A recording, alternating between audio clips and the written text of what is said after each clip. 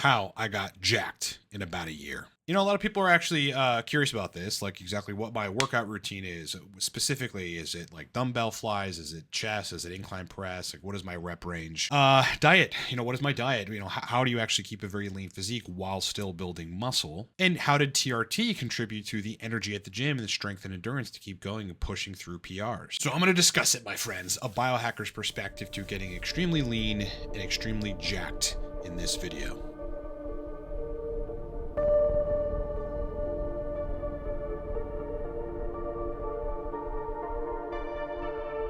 Okay, so before we start the video, we launched all the Black Friday specials. So I don't want to babble about them. I actually made a quick 1-minute clip for you to watch, so here it is.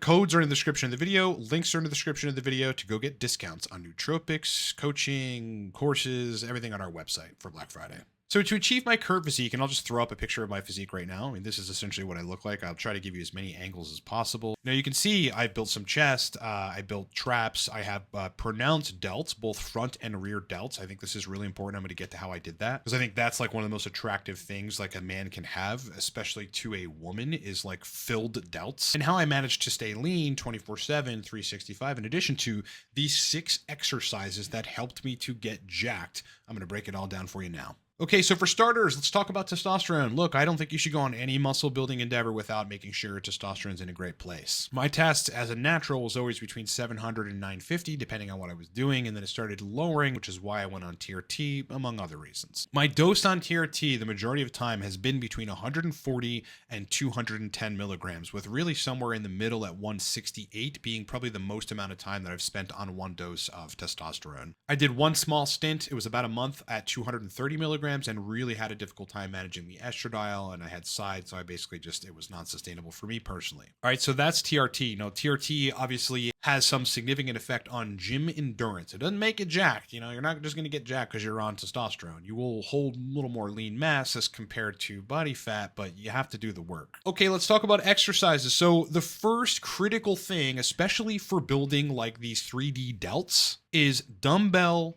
shoulder flies. Okay, dumbbell shoulder fly. So I'll put an image in front of the screen so you understand exactly what a dumbbell shoulder fly is. On everything, but specifically the dumbbell shoulder flies, I am always in the 12 to 15 rep range and as much weight as I can comfortably push without hurting my shoulders or feeling like an injury is, afoot.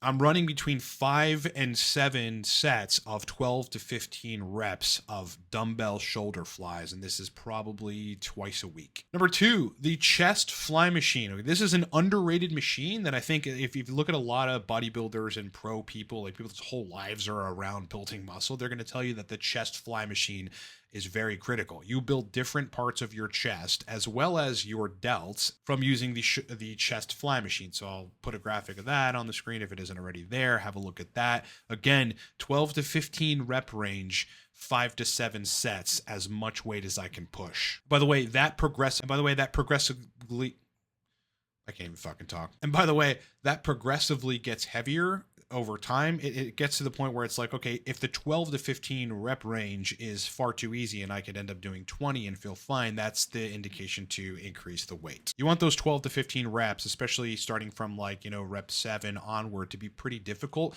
till the point where you're at the end, you're at complete muscle failure. I'm at complete muscle failure at the end of every single one of my sets. Number 3, good old traditional classical bicep curls. Okay. There's no better way to build biceps than, bicep curls. So, I'm at 35 to 40 pounds at this point. Again, 12 to 15 rep range, as much weight as I can push until muscle failure. If I don't feel the muscle failure coming on, in the first or second set, I will have less breaks in between sets so that I reach the muscle failure sooner, and then I can induce this hypertrophy of the muscle. All right. So good old bicep curls, the way to build biceps.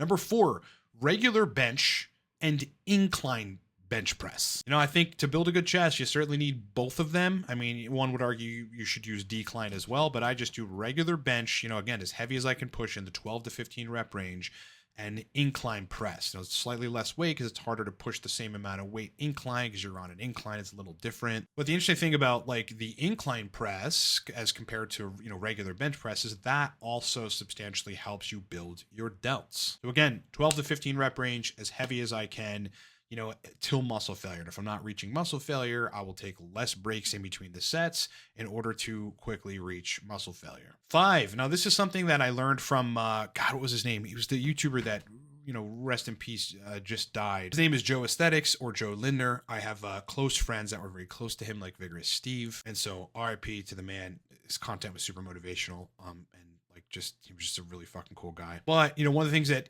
I learned from watching some of his content was a dumbbell overhead press, but more sort of lean toward the front, like not just like a strict overhead press, but you're almost kind of like leaning the delt and the shoulder forward and then pressing. So you're getting more of that action on the delt. So again, dumbbell overhead press, kind of Joe Aesthetics version of it, which is again more leaned into. Your arms are pointed forward more in the 12 to 15 rep range, as heavy as I can, progressively getting heavy over time, and working to muscle failure with 5 to 7 sets. Now, the last thing that I used to get extremely lean and super jacked over the last year and going to the gym every day, which I'll get to that in a second actually, is the chest press machine. I think if you want to build a good chest, you kind of can't just do bench. You can't just do like the chest flies. I really feel like you have to build all of the muscles there. You got to kind of do everything. Chest press machine, I'll throw an image up of that, is actually really, really critical. Also helps your delts. It's going to build your delts as well. So a lot of the things that you're doing are going to build shoulders, and you're going to have that kind of, that guy that plays Superman in the most recent, it was like 2008 or something, that guy that's like the newest Superman. That dude has that like rounded delt look, like that look right there. The chest press machine is actually very critical for that, for delts, but also for chest. It's just it's just working the muscles a little bit differently. So again, 12 to 15 rep range, 5 to 7 sets, as heavy as I can go, progressively getting heavier, always working to muscle failure. I'm the guy at the gym that in everything that I do here and all these 6 workouts that I just laid out on, like between rep 10 and 12 or 10 and 15, depending on how far I go, I am fucking struggling. I have to breathe heavy. I have to take a break. I literally got to I look like I'm just in pain, and I am actually in pain. Okay. So maybe this is a couple bonus things. When I leave the gym and when I'm at the gym, I am in pain. Chest hurts. My shoulders hurt. My rear delts hurt. So, it was actually Clark Kent in the original Superman movies who made it popular, the phrase, no pain, no gain. And it's true. Boys, if you're going to go to the gym and you really want to build solid muscle, you're going to have to fucking be in pain. You got to push until it hurts. That is you damaging the muscle. The muscle's going to rebuild after that. Let's talk about diet. Okay. This is something I think a lot of you are curious about. My diet's very simple and very boring. So that diet is the following. In the morning, I go to the gym fasted. So a little bit of coffee. The coffee does have some cream and sugar in it, so I guess it's not completely fasted, but I'm not having food. When I get back from the gym, I go run errands, come back home, and then I eat breakfast. And my breakfast every day is 2 pieces of bacon, 1 egg, and an English muffin. That's literally it. That's my breakfast. Hour or so after breakfast, because I'm still a little bit hungry, I just don't like to eat a lot at a time. This is just one of the things that seems to help me. I eat 1 big Noosa blueberry yogurt, okay? It's a very good yogurt, better than any yogurts out there, in my opinion. And so I eat, it's about 250 calories, 1 giant Noosa yogurt.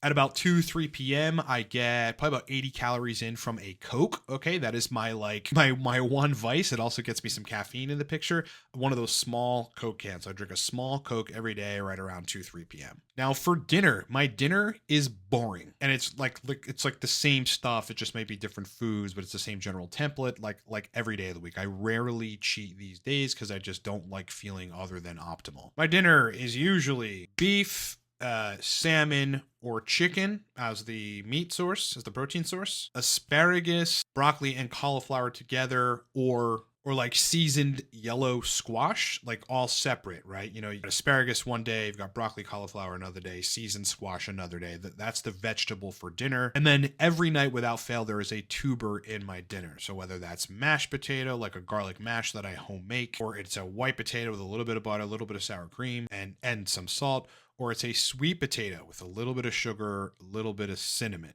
And at nighttime with dinner, I almost always have some sort of roll. And these days it's a cornbread roll, right? You know, one of those pre-made things you buy, you just throw in the oven. It's like a cornbread swirl. I actually really love cornbread. And there's a very little bit of actual regular butter on that cornbread roll. Now into the rest of the night, if I get hungry again, I usually just eat another, you know, regular size Noosa yogurt, blueberry or strawberry rhubarb Noosa yogurt. I don't eat pretzels. I don't eat Doritos. I don't eat ice cream, although I like ice cream. I just haven't eaten it for a while. Every now and then, like, you know, if I'm with a girl that I'm dating, like we'll get tacos or something, right? So it'll just be 1 or 2 tacos and maybe like a bowl of rice and chicken and onions and sauce and whatever. Lastly, as I said before, yeah, I go to the gym 7 days a week. Okay. You know, that's one of the major things that, you know, moved me from 4 to 5 days a week to 7 days a week when I was natural versus being on TRT. I just have more of that physical energy to push through workouts 7 days a week. All right, boys, again, today is Black Friday, so here are the specials. Enjoy. Codes are in the description of this video, and the links are in the description of this video as well. Go get some good stuff.